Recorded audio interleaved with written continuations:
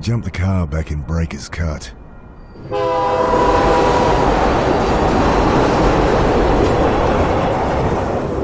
Told myself I'd never come back. But well, shit. Here I am.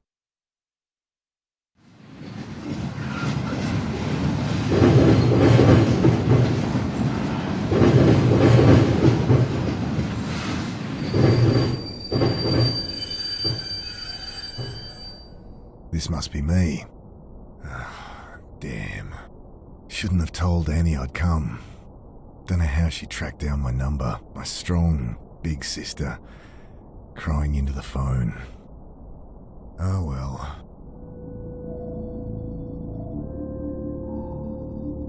It's moving slightly. I stooped to pull back the tarp.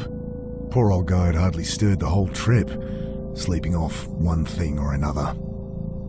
I should let the poor guy sleep. Everything I need's in there, so not much. My phone, wallet, change of undies and shaving kit so I can freshen up when I need to. Plus the suit I borrowed for the funeral.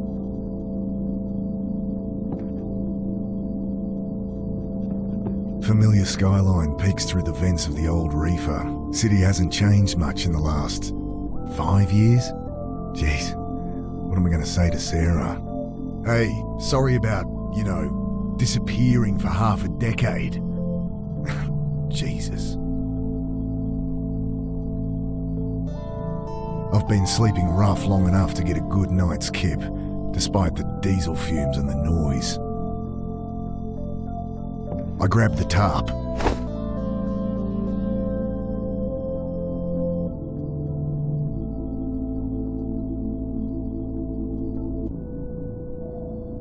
Okay, time to ditch this old girl.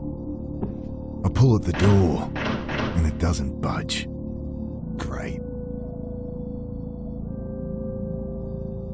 Putting my back into it this time, I strain against the frame. Ain't getting that open without some help. Hey, give me a hand with this door. He mutters something under his breath, continues snoring.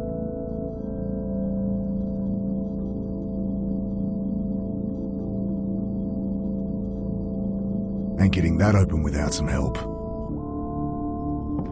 Bending down, I shake him by the shoulder. Hey, I fall back as the iron bar whistles past my face. Hey, watch it! Quiet! You'll get us killed again! You've lost it, mate. You have to help! He glances to the side, listening. You're right.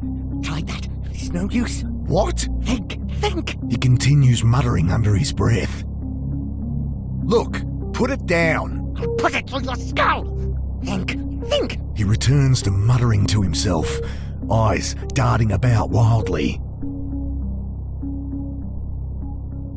The guy's got a screw loose. Don't fancy my chances trying to grab that bar. Gotta get out of here.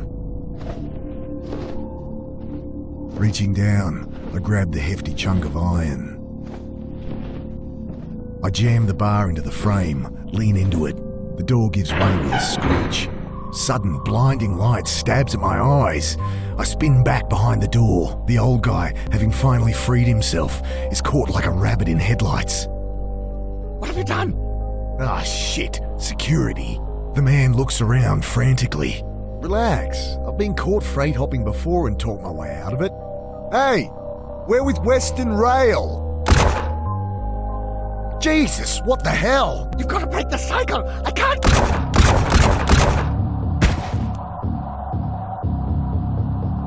Oh, God!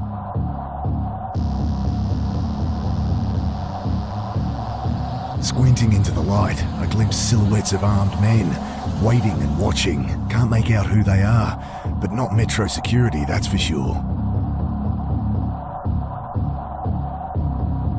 Oh, shit. How am I getting out of here?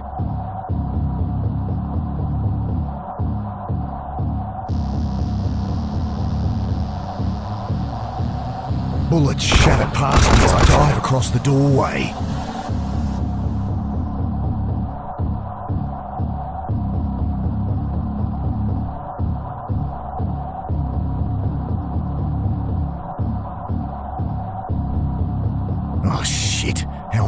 out of here.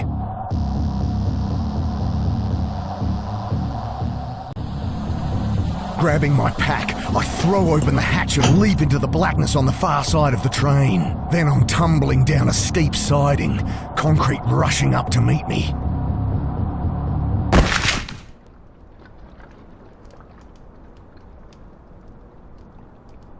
I lie there, looking at the sky, trying to process what just happened.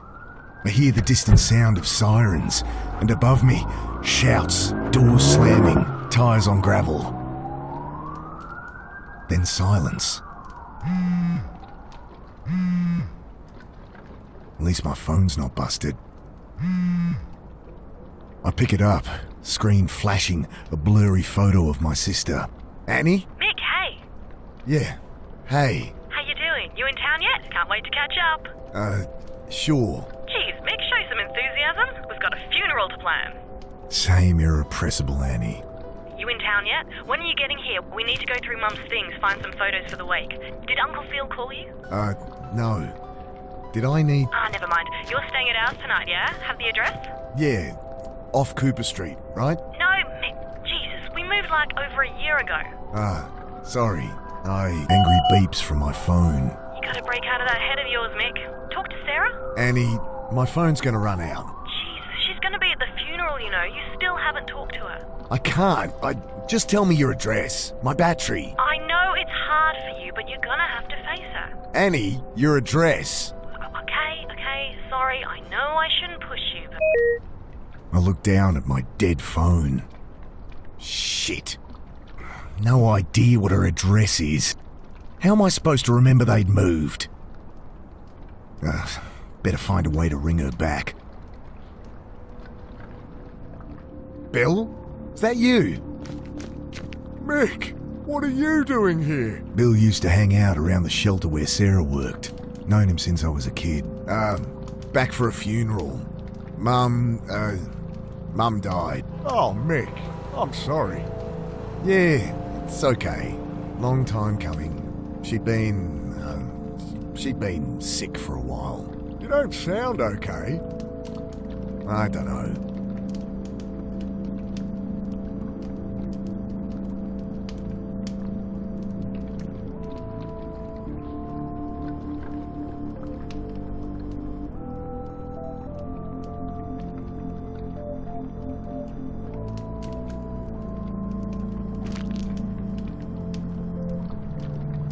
I'm a bit shaken up, to be honest. Just been shot at up on the railway. Jesus, really? Thought that was some kids playing with fireworks. So what, some trigger-happy Met officers? Couldn't be. They left when they heard sirens. Jesus, Mick. Yeah, I don't know.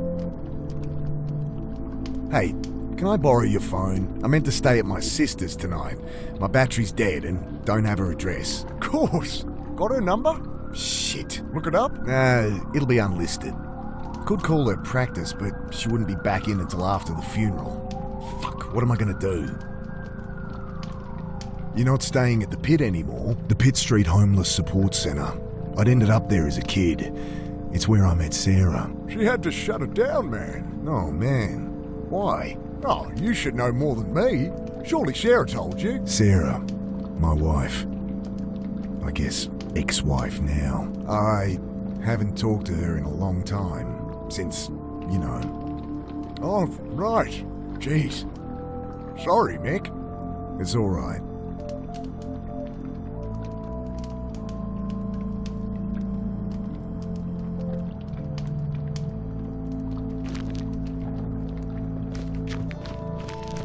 Good evening, sir. My name's Angela Grace. I write for the Herald. Can I ask your name? Okay, well, you don't have to tell me. Anyway, I really want to find out what it's like out here for you homeless. Unbelievable. Excuse me? Hello? Leave the poor guy alone. He's clearly asleep. Oh, hi. My name's Angela Grace. I write for the Herald. Can I ask your name? No. Kid like this shouldn't be out here. Not your problem, Mick. I really shouldn't get involved, but... Hey, so... Hi. Right. What are you doing down here? I write for the Herald. I really want to find out what it's like out here for you homeless. You Homeless. God help me. Okay, look, I'm not homeless, so Oh, great. That's great. So how long have you been staying out here, Mr. Carter, and I'm not staying out here. Jesus, would you put that thing away? Sorry. Just a few questions. No. You're here about the shooting? She looks up sharply. Shooting? What shooting? Don't get involved, Mick. Oh, nothing. Must have misheard. No, I'm interviewing about all these homeless going missing. That or going crazy. Right. Another college kid thinks they can fix people. Don't suppose you have a portable phone charger? No. Wait, you have a phone? Yeah. Guess you think just because I don't have a place to stay, I don't have a phone. Well, I don't... Everyone has a phone, lady. Look, Angela, was it? Go home to your warm bed. No one here has any reason to talk to you. I know that. I'm not stupid. She thrusts her hand in her pocket, pulls out a hotel-sized bottle of rum. Got a whole bunch. You look like you could use something to drink. Wow. About as sensitive as I'd expect from a rich city kid. Well, what do you want? Nothing. Just quit with the presumptuous attitude. These are people, not your high school project. I'm 24, and you're one to talk. Patronising asshole. Whatever. I'll leave him be. Loose panel on the side. I kick it open. Nothing but a random tangle of wires and tubes.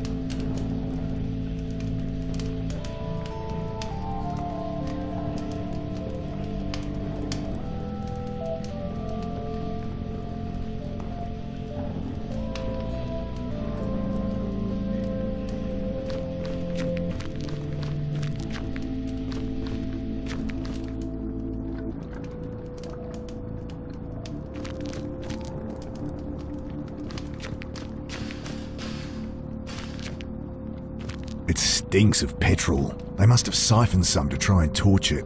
I glance around inside. No keys, but the lighter socket catches my eye. I think my phone charger has an adapter that'd fit.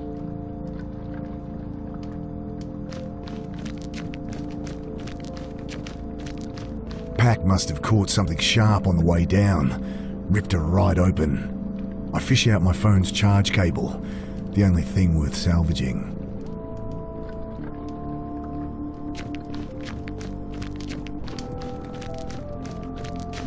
I toss the cigarette lighter and plug my phone into the socket.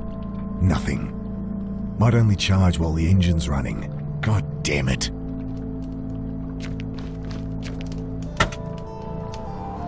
Let's see what the damage is. Electrics look okay. Smashed radiator and a little low on wiper fluid. It's not going anywhere, but it should start. I know my way around a car, but not enough to hotwire one. It'd take a special kind of stupid for a joyrider to hold onto the keys, though. Might find them around here somewhere.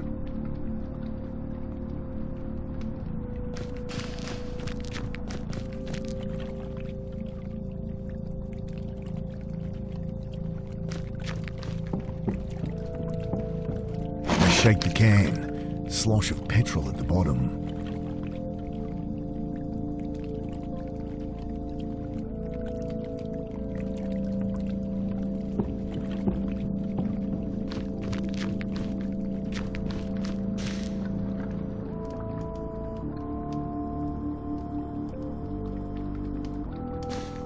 Metallic smell of old petrol stings my nostrils as it glugs into the tank.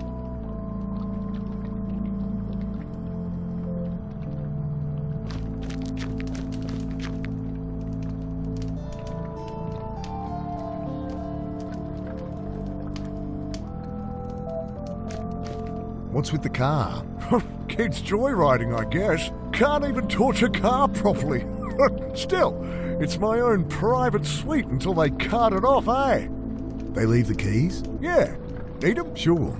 Might be able to charge my phone. Bill fishes the keys from one of his many pockets. Thanks.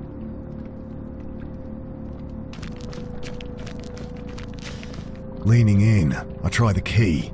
The red charging light on my phone blinks on, but then the engine splutters and dies. It's still not firing. Better check the engine again. Okay, there must be something wrong under here. It sounded like no fuel was getting through. Damn, still can't see anything wrong. Damn, still can't see anything wrong. Think I need help with this engine. Mind hopping in? Sure. Okay, try it now. The engine turns over, and I see fuel stream from a hose beneath the engine. Ah, here it is. What's the problem? Tear in the fuel line between the pressure regulator and injectors. Damn, going to need a replacement. Thanks, Bill. Don't suppose you've seen any quarter-inch hose around? This ain't a hardware store. There's a bunch of junk in the underpass, though, eh?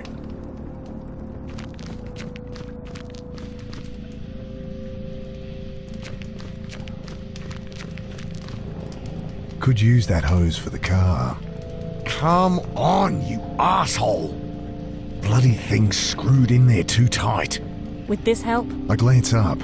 Kid's holding an oversized hunting knife like it's a snake. Jesus! What are you doing carrying a knife like that? You know, protection. Jeez, all it's gonna do is get you stabbed. What's wrong with a whistle or pepper spray or something? I can look after myself. Whatever. Can I borrow it? Well, if you can answer my questions. Oh, God help me. Fine. Great. So, Mr. Carter. Right. So, Mr. Carter, what led you to be living down here? I'm not. So, Look, maybe I don't mind living rough. Maybe I prefer it to being tied down. But I work. I have places I can stay. I'm fine. Next question. okay, well, surely you've noticed the recent spate of disappearances, not to mention the mental illness-related violent crimes. I'll stop you there. No, haven't heard a thing. You going to help me or not? Ugh, maybe I should ask Bill.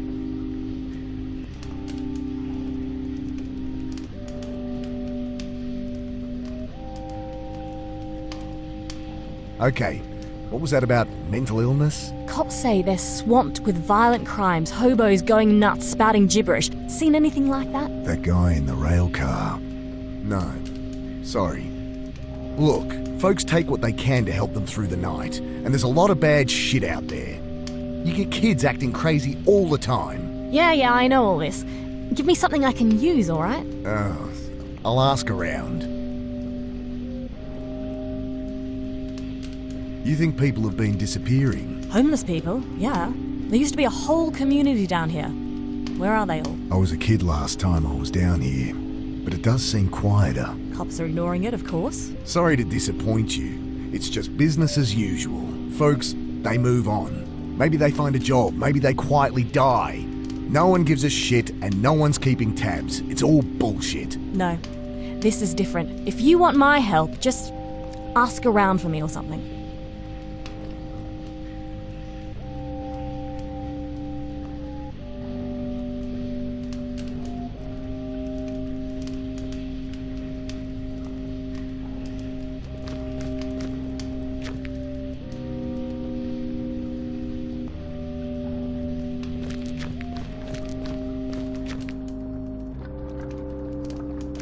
Hey, Bill, you noticed any people acting weird recently? Well, I mean, yeah. You heard about the pit. All right. They shut it down? Yeah, well, I was helping Sarah out there. She let me stay when there was a spare bed. That's Sarah for you. But people on the street been getting crazy, eh? Nothing new. Not like this, Mick. Everyone's scared. Solid blokes, you know? Fine one day. Next day, they're going nuts. Sarah ended up in hospital. Oh, Jesus. Well, she's all right, but couldn't keep the place open. I should have been there for her. Like she needed more reason to hate me. Some bad new gear people getting into? I don't know, Mick. I think this is something else, eh? Maybe a dumb question, but why is it so quiet down here? Melingi. What? Shadowy figures with burning eyes. taking people in the night, folks calling them Melingi. Right. Well, that's the story going round. People have been going missing, but it's been a cold winter. I think that's all there is to it. He shrugs.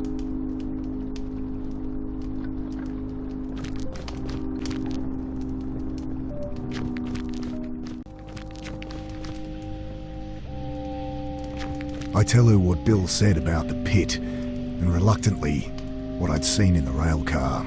Thanks, this is great stuff. Just keep my name out of it. I asked around, and it does seem there's something to what you're saying. I knew it. Just stories getting shared. Some shadowy demon with glowing eyes dragging people off in the night. Melingi, they're calling it. Interesting. Nonsense is what it is. Typical tweaker shit. You want to publish that? Be my guest. Look, I answered your questions. Can I use that knife or what? Yeah, all right. She hands it to me warily. You can have it back if you like, but honestly, you're more likely to get stabbed with it than without. I guess. Look, you seem all right, kid. Go talk to Bill, old guy out there. He loves a good yarn. Oh, thanks. I cringe at what Bill will think as she bounces off to talk to him.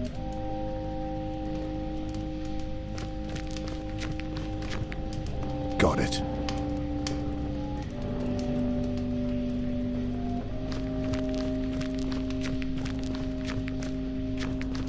Hello?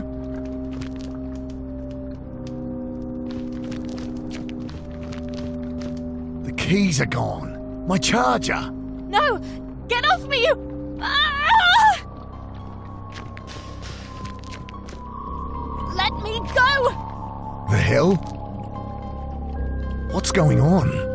Please! Jesus, they look like SAS or something. Ah! He's dragging the reporter to the boat. What do they want with her? Was she actually onto something? I think these are the guys that shot the old-timer up at the railway. Shadowy figures with burning eyes. The Melingi? Shove from behind. Wait!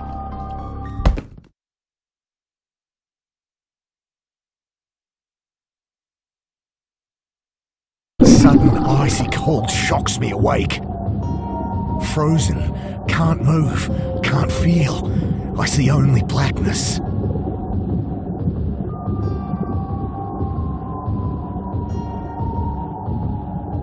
I struggle, gasp in panic, and the blackness fills my lungs. Then I have no breath to scream. I try to fight it. Oh God, I try. But my body is unresponsive, lifeless. The cold blackness that fills my lungs coils its way into my brain, and I know I am dying. Slowly, even the lack of sensation fades. Where there was nothing but blackness, now there is nothing. And I know, somehow, I am dead. But then, every neuron in my brain firing, blasting out into eternity. My mind, torn by some immeasurable force, twisting out in all dimensions, then contracting, speed of light, back into nothing. Sudden icy cold shocks me awake. The same sensations, the same panic from minutes before. But this time, I remember to hold my breath.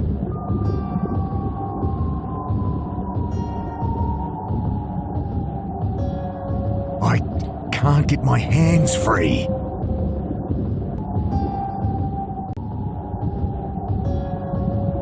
I manage to work the knife from my back pocket and awkwardly saw through the ropes.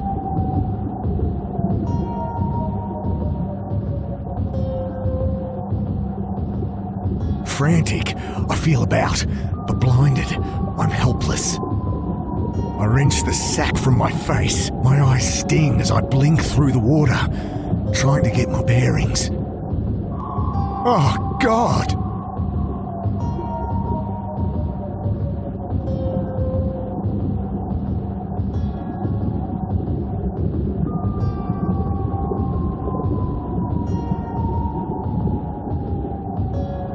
I set to work on the rope, knife slipping in my hand. As I continue, my vision starts to dim, my lungs filling with fire. I realise I'm barely a quarter of the way through, and I'm not going to make it. Hopeless, I return to sawing at my bonds. Black stars dance across my vision, but I keep at it, even as they expand, obliterating consciousness. Then primal impulse fills the vacuum, takes command of my lungs, forces them full of water. Again, I drown. I wrench the sack from my face.